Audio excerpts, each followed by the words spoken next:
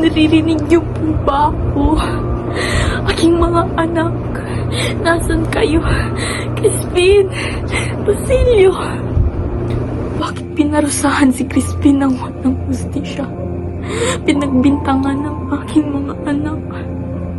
Kinuha sila sa aking mga bisig. At iniwan akong walang alam, walang sagot, walang katarungan. Sinasaktan ako ng asawa ko. Pinagtatawanan ng mga tao sa bayan. Sinasabing baliw ako.